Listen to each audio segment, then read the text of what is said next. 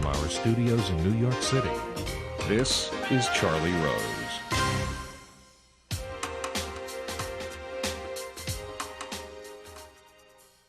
Alanis Morissette is here. She has had, to say the least, an interesting life marked by change, a quest for perfection, and huge success. Born in Ottawa in 1974, her parents were school teachers. She was by 3 a performer, by 10 a child television star, and at 17 she had made 2 albums, one of which won the Juno for Most Promising Female Vocalist in 1992. In 1994, wanting something more and something different, she goes to Los Angeles. Then, at only 19, she recorded the album Jagged Little Pill. It sold 28 million copies worldwide, the biggest debut album ever and the best-selling album ever recorded by a female singer. It won her 4 Grammys, including Album of the Year and Best Rock Song. It earned her a reputation as the angry young woman of music. You couldn't be higher than she was, except inside her own psyche. She does something very different, something she calls the goddess trip. She takes off for 18 months traveling to India and other places, finding herself in herself and less driven by being Miss Perfect, and she comes back different. Someone said she was transformed from an angry young woman to a nouveau spiritualist. The next album, supposed Former Infatuation Junkie, by design, is different. It sold 7 million copies and gives her a different connection with her audience. Journal entries from her trip became lyrics for her songs, different songs. The sexy anger is replaced by healing and reconciliation, chronicling her search for inner peace. It comes out too late for the Grammys, but she wins 2 more Grammys for Uninvited, her song from the soundtrack for City of Angels, Best Female Rock Performance, and Best Rock Song. Listen to her music, and you hear the evolution of an artist.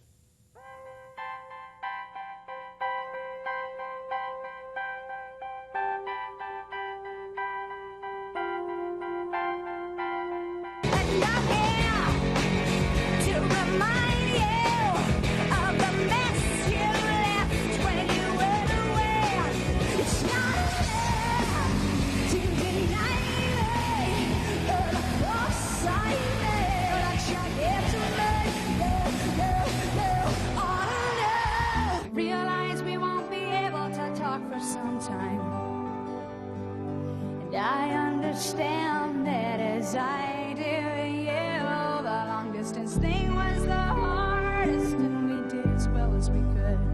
You've already won me over, in spite of me, and don't be alarmed if I fall head over feet, 'cause I've got one hand in my pocket, and the other one is giving a peace sign.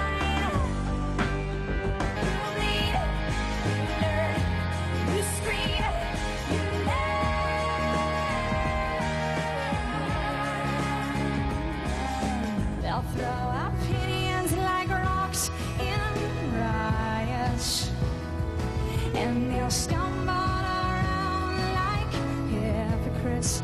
Is it just me, or is it dark in here? It's a funny, funny way of helping you out, helping you out.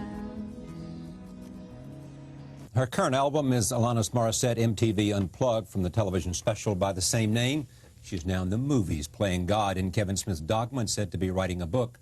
I'm pleased to have her here for the first time. Welcome. Thank you. It's great to have you. It's good to be here. It's all funny, isn't it? Yes, it is. So funny. I mean, did you see your life unfolding there? Oh, yes. Parts of it. Yes, moments of it. So what did you think? I just have to smile. Some of that feels like about 20 years ago, and some of it feels like about 2 minutes ago. For a woman in her 20s, that says a lot. Yeah. It has been, as I said, you know, up and down and around and up and back and all of that, kind of a journey of discovery. Yeah. Remembering, really. Getting back to the source. I was running away from it for a long time, thinking that I'd find it outside of myself, but I found it by not running anymore, really. You find it all in yourself in the end, don't you? Everybody, everywhere does that in the end. Yeah. Yeah.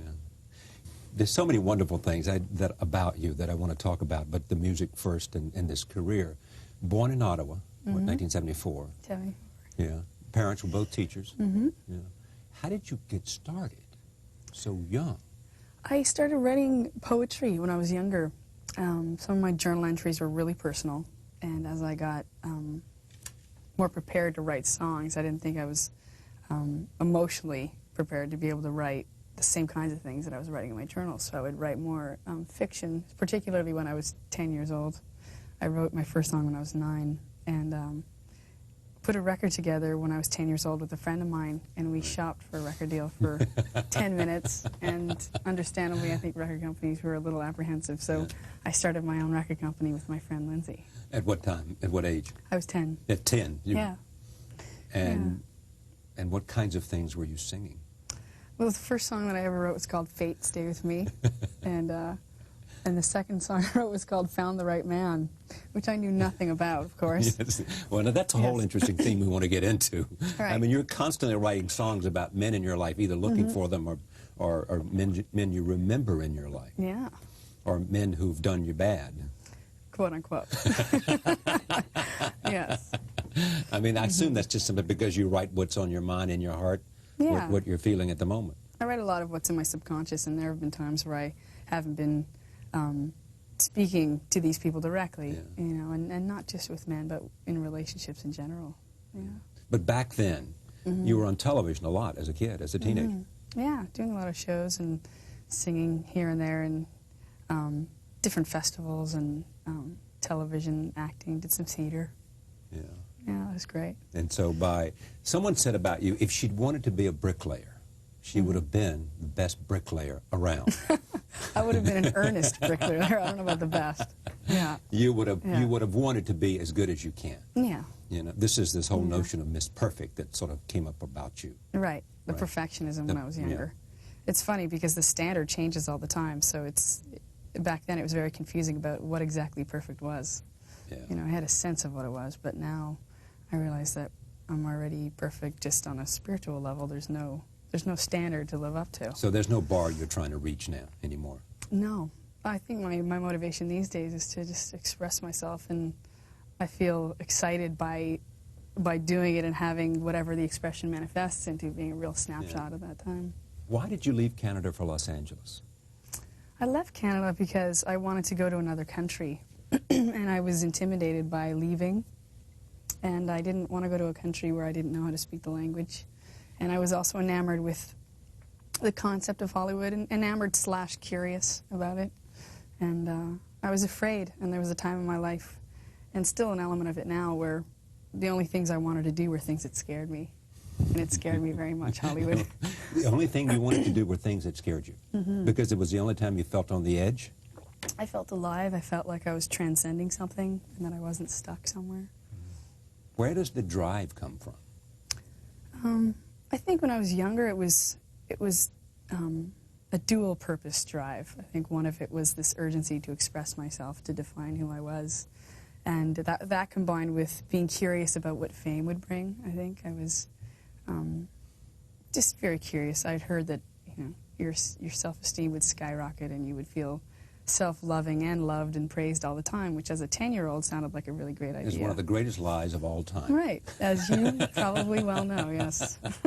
I mean, if you're going to find self-esteem through fame and think that that'll make you feel good about yourself, then you're in for a huge shock. Yeah, it's actually quite the opposite, isn't it? Well, we'll talk about that because it comes in your life. But so you go to Los Angeles. You arrive, and you find a room, and you're literally writing songs. Yeah, I start writing with different writers when I first arrived there, much in the same way that I'd been doing in Toronto for a while. And do they know who you were in Toronto, or are they opened up saying, my God, here comes a future star, or are they saying, show me something, kid? Oh, you mean in Los Angeles? Yes. I don't think any of them did, which I thought was amazing, because then I was able to be seen for who I was in that moment, as opposed to have them have preconceived notions of who I was prior to that. So, And then you met Glenn. Yeah. And I A met turning Glenn. point almost, huh? Very big. Very big, because Glenn just provided this environment in which I felt safe and not judged and not told what I should do. And in that kind of environment, there's nothing else to do other than just flourish, you know? And he had the experience of working with a lot of a producer. Glenn Ballard, I guess, was it?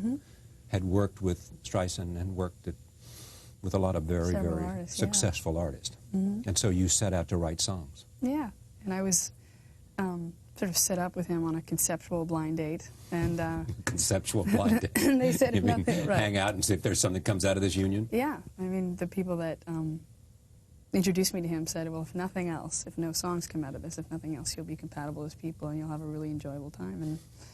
And that was the first step as far as our relationship went. It was great. And what happened? I arrived at his house, and I really love yellow, the color yellow, and when I feel connected with people, I always see yellow. And when I walked into his studio, his walls were yellow, and his energy was really accepting and warm and inviting. And we started writing a song within 15 or 20 minutes of having met each other. Which song? Yeah. Do you remember? There's a song called The Bottom Line that we Yeah. actually never released. Maybe I will at some point, I have no idea, but it was the beginning of my experiencing what it felt like to have songs channel through me, much in the same way as poetry used to when I was younger, if I can even call it that, but never with songs. It had been much more of a conscious, sometimes even belabored process when I was a teenager, but when I started writing with Glenn and on my own, even at that time, it became a very stream of consciousness event. When did you start putting on paper those songs that made you so famous, that later resulted in selling 28 million albums? Mid-1994? Yeah. Yeah, I think the tail end So you of it. hadn't been there long when you started putting those songs on paper. Yeah, pretty much right away when I got there. And How do you write? I mean, do you go through some emotional moment in which you, or is it much more studied and serious and workmanlike? it's a bit of both. I think it's inspiration meeting a slight amount of discipline in that I would set aside a day that I would want to write. And the music and the lyrics come at the same time. They're oftentimes written all within 20 or 30 minutes. When did You Ought to Know come along? I think that was about midway through the record. I'd written what I call interim songs, songs that I write between records that I'm not necessarily wanting to share with everybody, but just writing it for myself. And I'd written about 10 of those songs that we had shared with some record companies and people, but I didn't intuitively feel quite ready yet until we started writing songs like You Ought to Know and All I Really Want. Did you know what it would do? I mean, was there a sense that when it was, you'd written it and when you had performed it, that this was the song that had a magic about it? It was magical for me.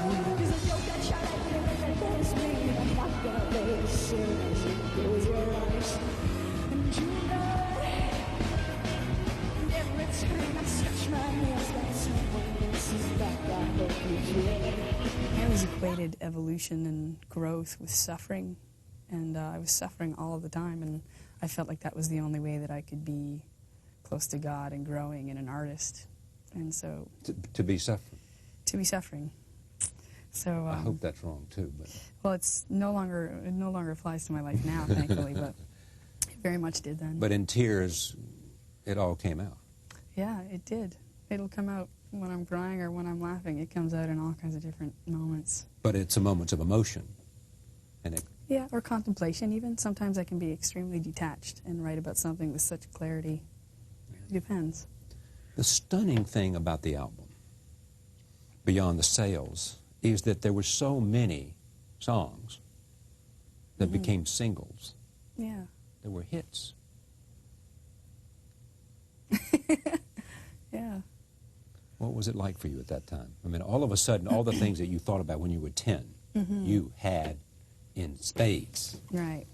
It was a big seller. You were heralded as the best, the greatest, the most whatever.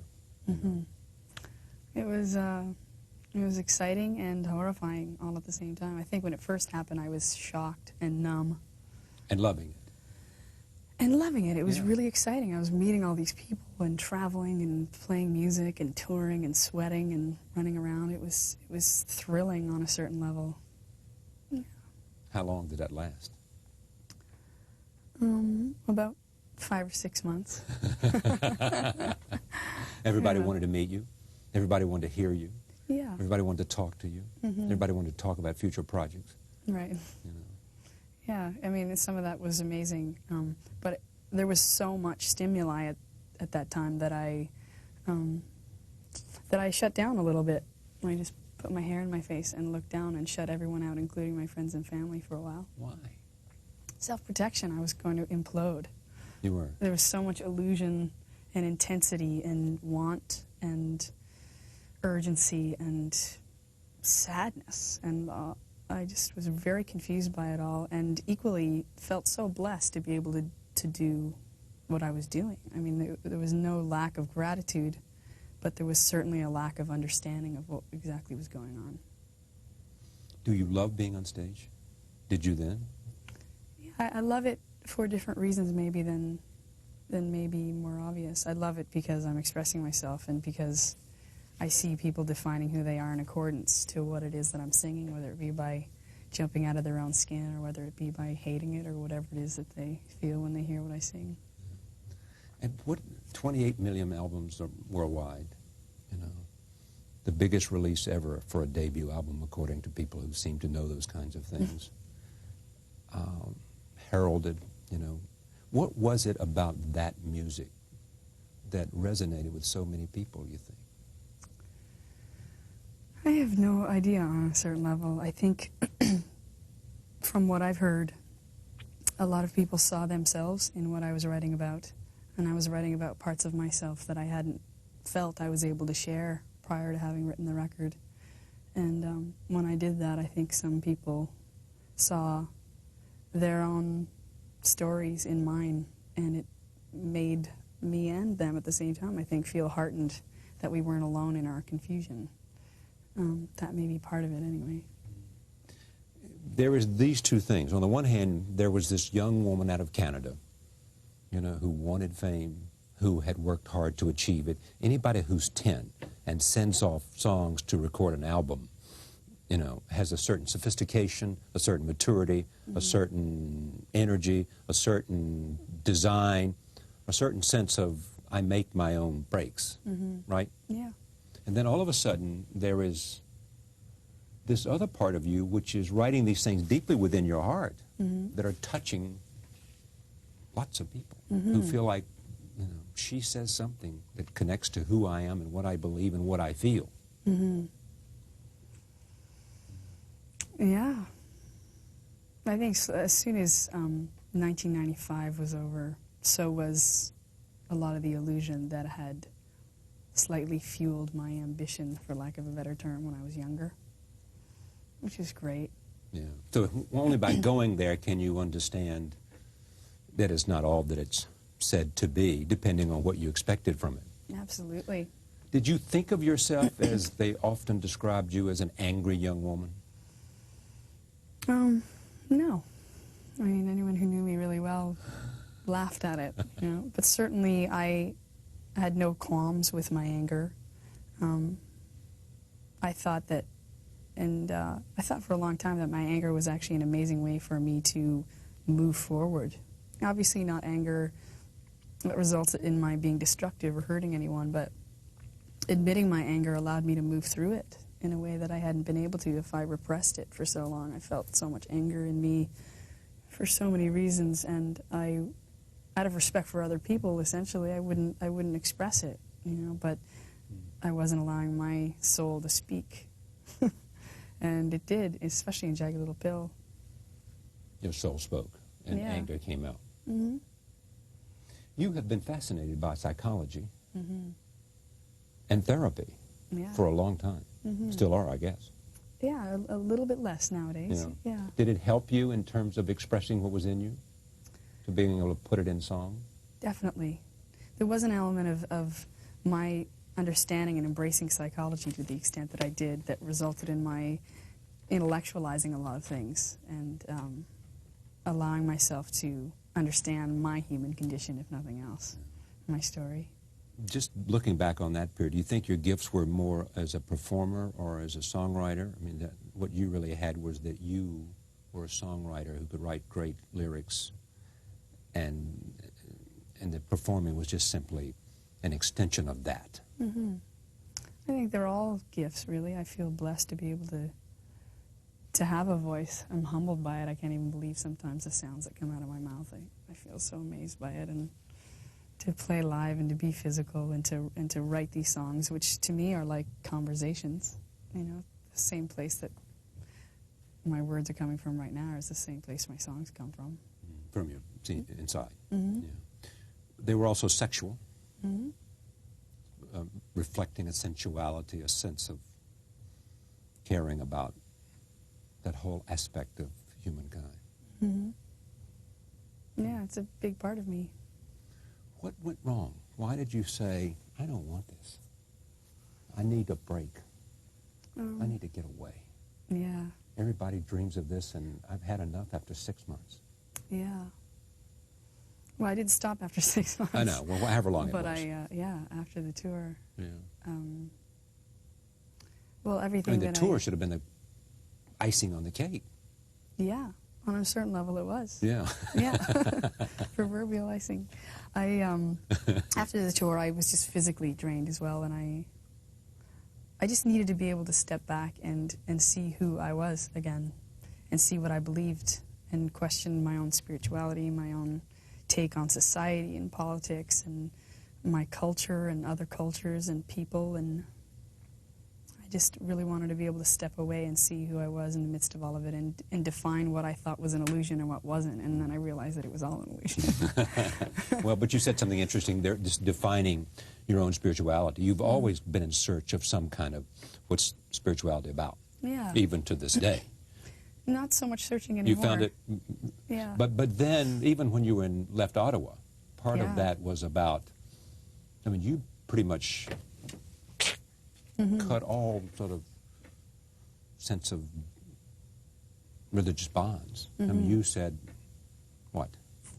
I said Catholicism didn't feel right for me anymore. I'd been brought up Catholic, and, Right. and I threw the God baby out with the bathwater, unfortunately, because it wasn't so much God that I wanted to step away from or reinvestigate. It was my religion, and religion in general, a religion that taught me that I was being judged by God, and I don't believe God to be someone or something that judges us. So I needed to step away, and unfortunately there was a void for a while because I didn't feel very connected to God at all for a while because of my having stepped away from Catholicism for a minute or two. But even more interesting is that there is always about you, there has been this questioning, you know? I mean, I find these wonderful, interesting traits about you that you are driven, yet at the same time you're questioning, you know?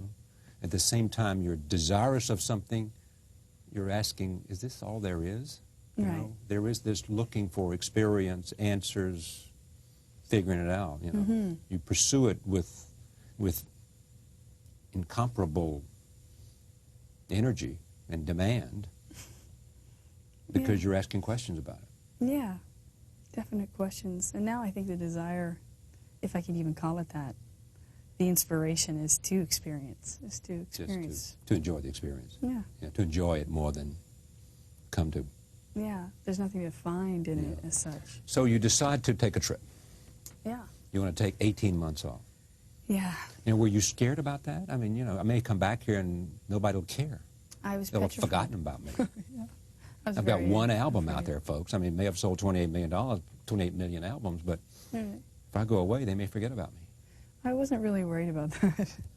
I think I was more worried about dying because all I had ever known in my life was productivity, achievement, you know, grasping, running, searching, finding, seeking, all of these things. That was what my life was about. And so to have sought and to have found that the ultimate was not the ultimate, whether it be fame or financial status that was different or praise or whatever it was, when I realized that was an illusion and that was what a lot of my life had been based on, that was what was scary. And stopping, I had been used to kinetic energy and stimuli so much that the concept of stopping in silence, for that matter, was terrifying to me, and I felt like I died. You placed a call at one point to Mother Teresa. Yeah, I called her the night before she died, actually. I called her over in Calcutta because I really wanted to be of service and go to the missionary over there. And I had been wanting to do that for a long time, and I still do all the time. Be of service in a way that I hadn't been able to, perhaps, as a young person who was a little egocentric and trying to figure herself out. I don't think I had the energy to do it. So you called. So I called. And they said, somebody, the other end answers. I mean, somebody once said to me that one of the virtues of being famous is that you can get anybody on the phone that you want to. Right. So you do reach her place. I reach her place. And they are and they say, would you like to talk to her? Yes, I found out all the information about where to go and how to go and where to stay. And then they said, would you like to speak with her now? We'll get her to the phone, because I guess she had been anticipating my call, potentially. I have no idea. Somebody had explained to her who you were. I think. I have no idea. I'm sure. Maybe. And there was a split second where I thought, my speaking to her at this point would be solely for ego reasons. And so I said, no, I'm presuming she must be tired, because I had heard she'd been under the weather. And I said, it's okay, I don't need to speak to her, I'll be coming over soon. And the next morning I woke up and she had died. And you felt what? I just felt love for her and everyone that was sad because she was gone from the physical plane, and I was convinced that I had to go to India. Yeah. So India became the place to head to. Mm-hmm. And so you gathered some friends, family, people you knew. Mm-hmm. It was my Christmas gift to them, and we landed in Calcutta, and I find it hilarious because one of my aunts had never left Ottawa. In the first place, her responsible It's not New York or namesakes Los Angeles or Montreal or Toronto, you know. That's right. So we went to Calcutta, and we worked in the missions there for a little bit of time, and then we went up north, and then I traveled further into Nepal and down south in India and did some yoga with my brother. Keeping notes and journals all along. Yeah, and just reading and being alive and human and not famous. How was this different for you?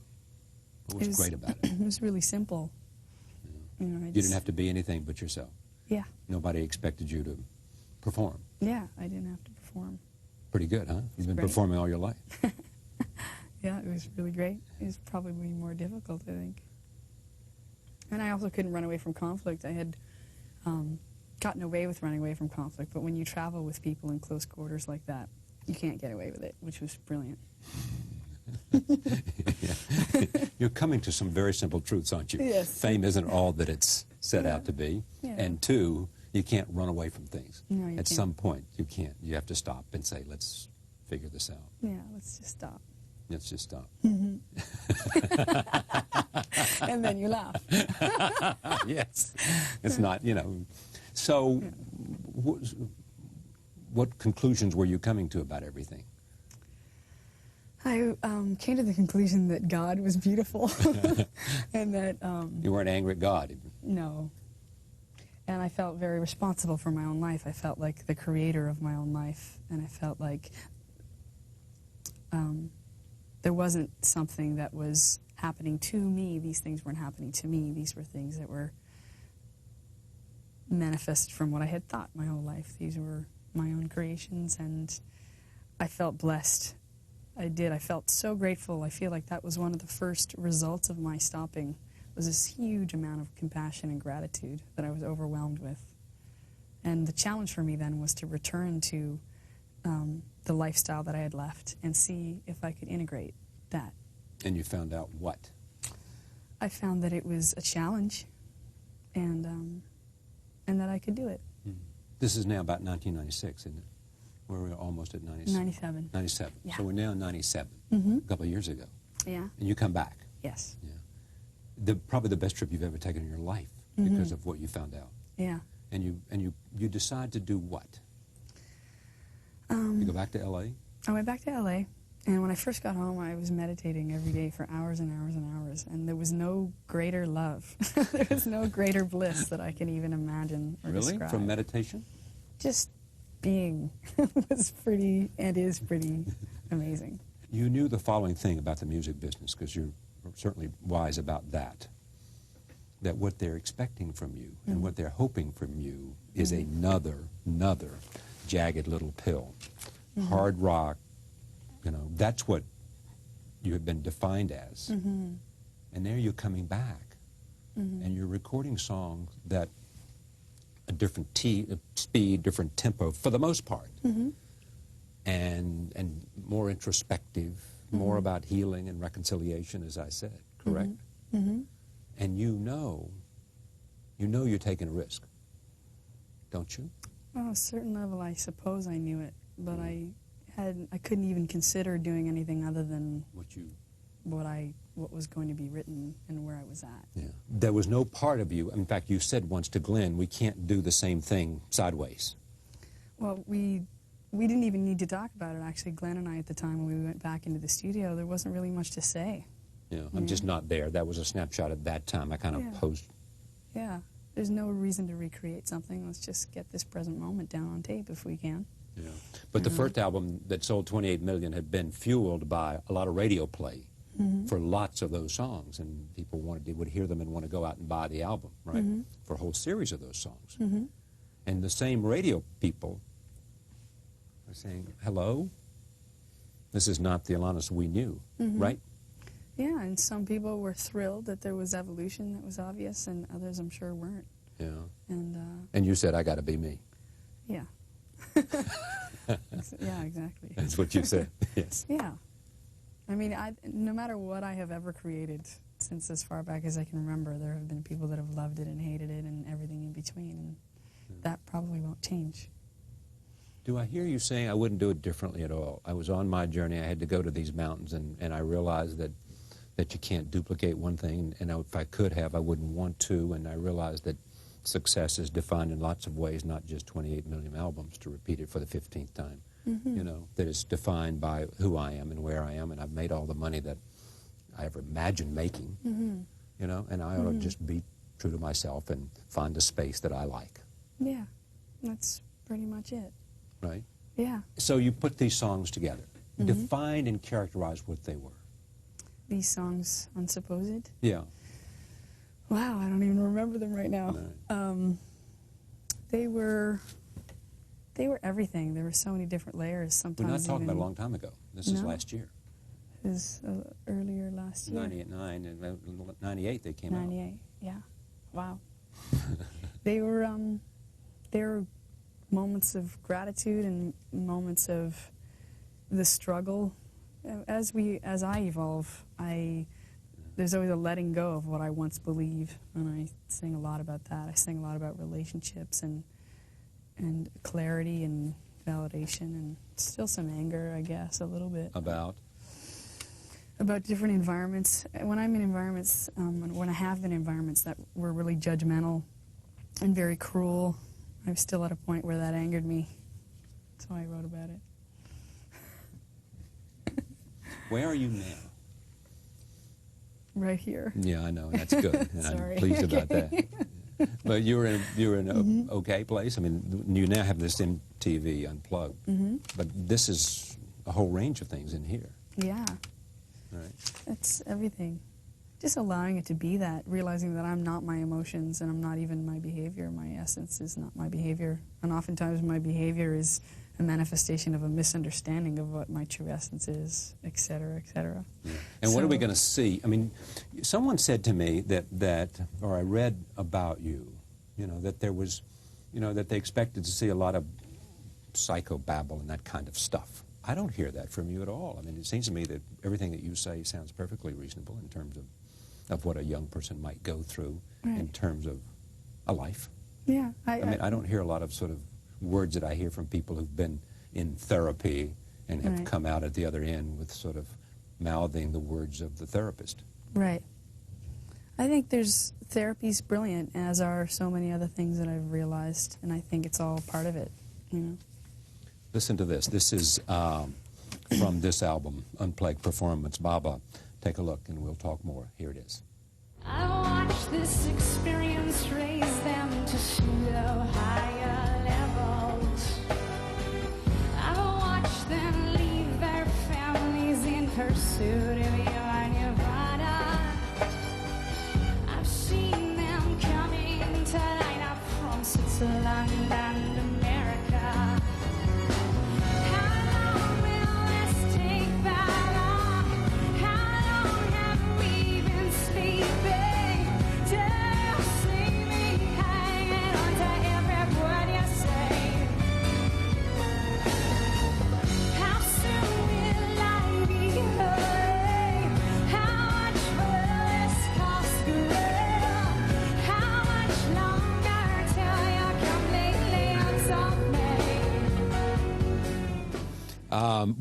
We also have a live performance here that you did for us earlier, which we'll see at the end of this. Tell me about that before I...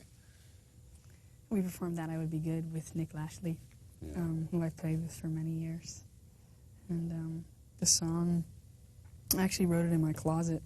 I'm sorry? I wrote it in my closet.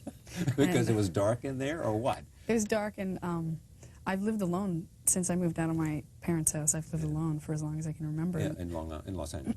Los Angeles and Toronto. And for a minute or two, I had some roommates living with me, and I can't write when there's a lot of noise, and so I didn't want to kick them out of my house. So I went into my closet and wrote those lyrics. So you're sitting in there with a pen and pencil, or with the... With my paper and my candle and my paper. And I felt a little bit pressured time-wise, I think, in the midst of writing Supposed. And so Glenn just said, "See you later." I said, "Okay, bye. I'll come back when I'm not feeling pressured." And so I went away for a few days and wrote That I Would Be Good and ran back to the studio. This collaboration has worked, hasn't it, with Glenn? It's been great. You know, I mean, you two seem to... Here's a perfect example. He understands where you are, and he gives you your distance and says, you know, write it. Right? One of my first examples of healthy relationships, definitely. Yeah. One of your first examples of a healthy relationship. And I'm taking responsibility for that. It wasn't, you know, Yeah. wasn't everybody else for those years before. Now, why are relationships hard for you? They're not as hard. They're actually really a lot simpler these days, thankfully. Yeah. I just misunderstood what love was. Really? I thought love meant need and this, and, you know, sort of doing things for each other and helping each other all the time. And while there's an element of that being in a really loving relationship, as I now see it, I don't equate love with need anymore at all. What do you equate it with what?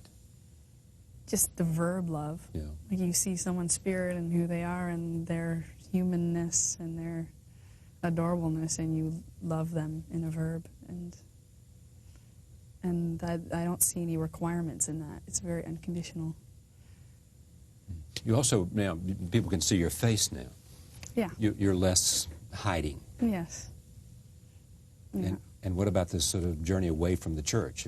Have you come halfway back, or is it just simply you've come back to spirituality rather than to the church? Coming back to spirituality, definitely. And love the churches, love religions. They're beautiful and inspiring, and some of it isn't at all inspiring, and some of it is saddening to me. But I'm definitely back to spirituality. Yeah. Are you directing your own music videos? Some of them, yeah. You are? You directed which ones? So Pure and Unsent, and Head Over Feet. We did a couple of live versions of You. We did live version of You Learn. And some I co-directed, and others I had nothing to do with. The inspiration for the one which we see you sort of walking around nude. Right, yeah.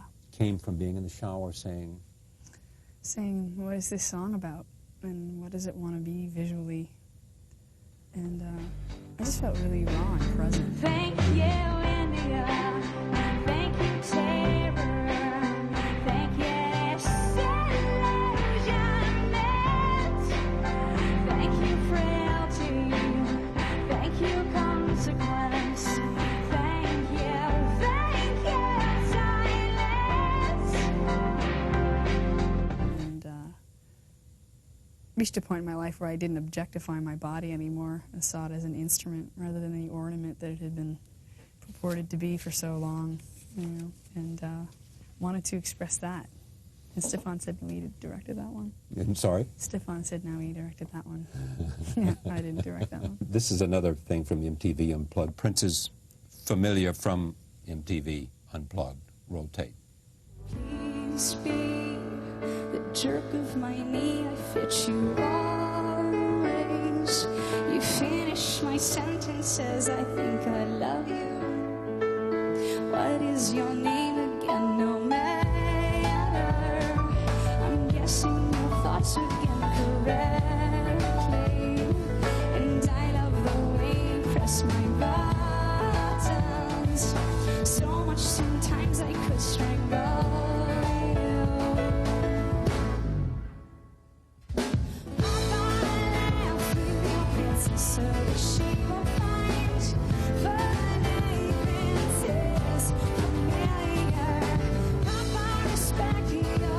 princess so that she will find respectful princes familiar.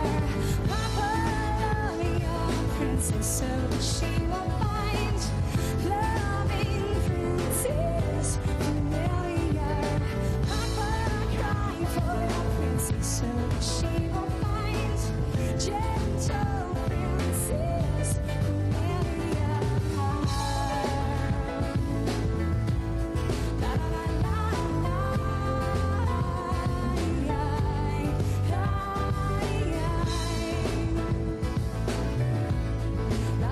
la la, la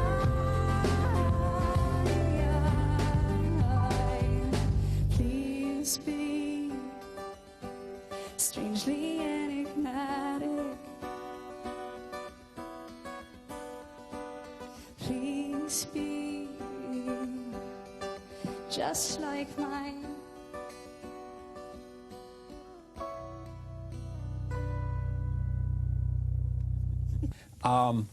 Where you were in Dogma, you're as God, Yes. and reservations about that? I mean, is there some irony about that? Oh, it's hilarious.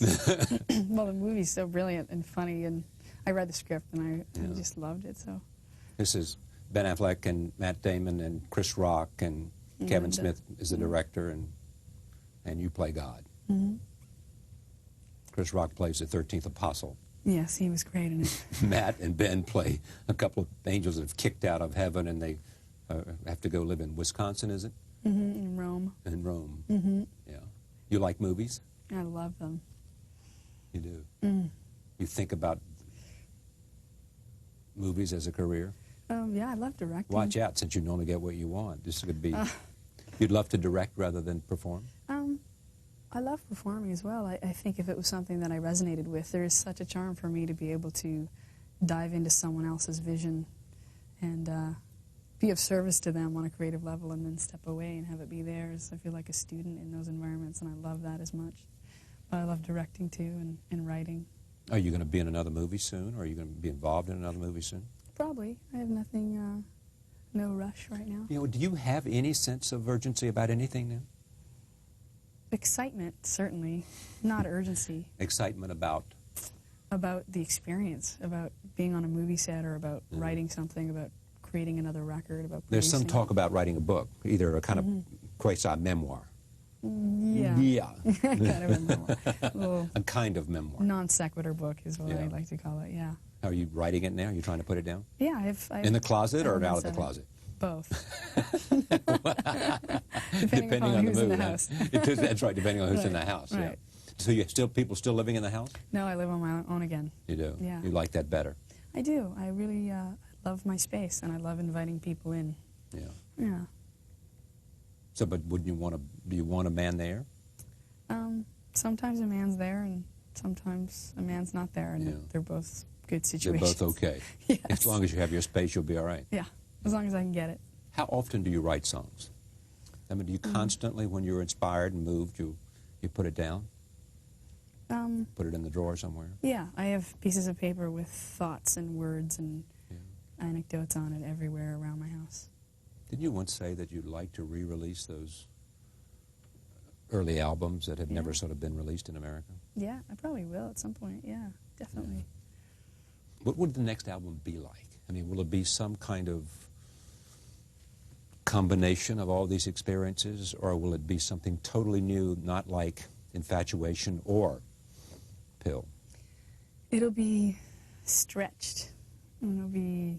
I always have to stretch and try new instruments, and it'll always be a snapshot of where I'm at emotionally and spiritually and what I've experienced. And I've traveled around the world for the last 16 months on tour, so I've been to these amazing places and immersed myself in these cultures as much as I can in the short amount of time. Are the audiences different than they were the first tour?